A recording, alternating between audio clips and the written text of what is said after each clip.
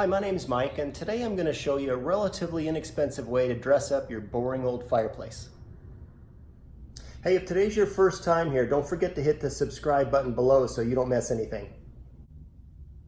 So if you've got a couple $100 and some time on your hands, you can turn a pretty boring, ordinary fireplace into something pretty cool and make it a really nice seating area. Now this fireplace used to be just drywall and the insert here was gold. This was all gold, and it took a can of high heat paint, you might also know it as barbecue paint, just to paint out the gold and make it black. Now they sell the paint in a lot of different finishes and you can pick what you like, but we went with black.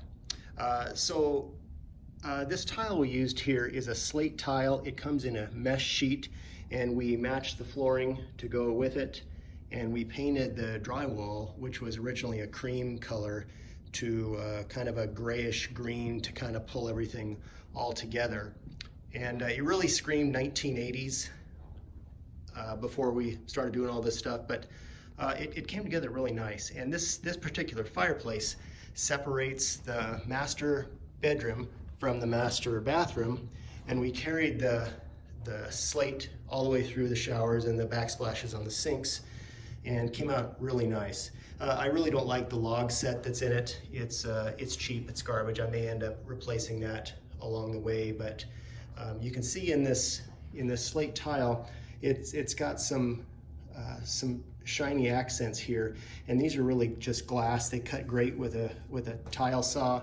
We wanted to use that because the finishes on the faucets and the doorknobs and whatnot are a polished nickel. I could not find a polished nickel finish, but that is awfully close, and the average person isn't really going to even notice it. They're going to think it all pulls together nicely.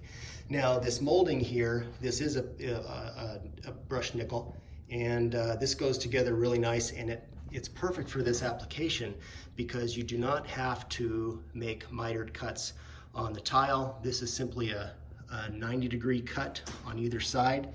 This molding comes with a lip that extends underneath the tile right about here, about an inch. It goes on first and the tile goes on over it, and you can choose whatever grout color you want. We went with a kind of a light gray, but it came out pretty nice. I don't know that I'll be sitting around it a whole lot, but for a two-way fireplace that screamed 1980s, it came out pretty nice. Finished off with a tall baseboard and painted everything up to match, and put a little table and a chair in front of it. And that's how it came out. All in all, total spent on this is somewhere between $200 and $300. You can get the sheets of this slate somewhere between $10 and $14 depending on where you go. I think we just went to a big box store and picked it up, and it cuts really easily.